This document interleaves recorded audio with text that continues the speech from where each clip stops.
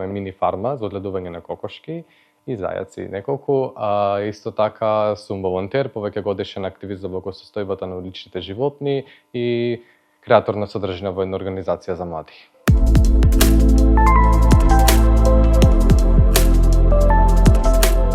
Честа да се живее во рурална средина е голема, бидејќи свесни сме дека исхраната која што ја имаме како луѓе ни доаѓа првенствено од селата и денеска за да се одгледа нештото најбитно е руралната средина првенствено да биде здрава.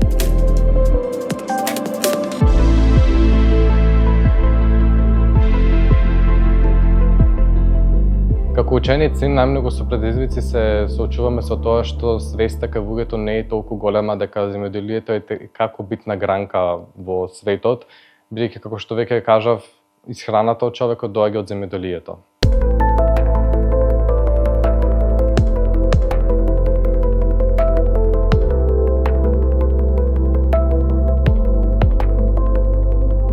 Моите родители се регистрирани земјоделци, ние имаме семен бизнис и работиме земјоделие и фарма за товни јунци.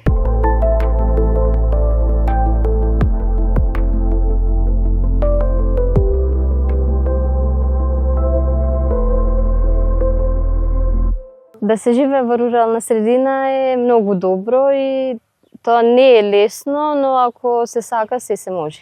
Во нашето семејство земјоделието е традиционална работа и јас сакам да продолжам со тоа за да стекнем нови техники и модерно земјоделие.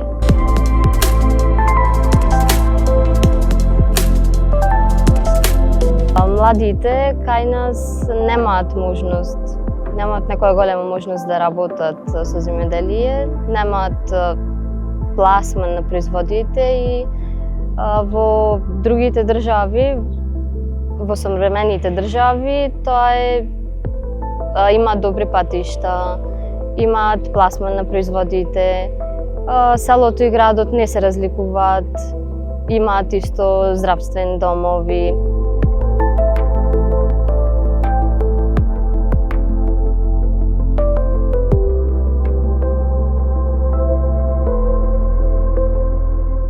Моето семејство се занимава со земјоделие 100 години.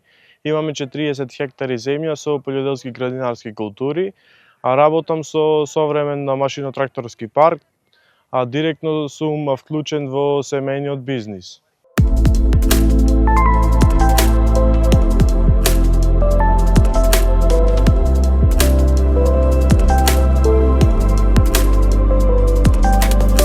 Нема современо земјоделство без мерење на климатските промени. Во училишна метеоролошка станица секојдневно вршиме мерење. Резултатите ги применуваме во земјоделската практика. Јас го сакам овој начин на живот, бидејќи работам на земјата и е да сигурен извор на приходи и јас мислам да останам на село и да го развијам на земјоделието на повисоко ниво. Во нашето училиште имаме теоретска и практична настава и се што проучуваме нови вештини ги применувам во моето стопанство и со тоа ги зголемувам приносите.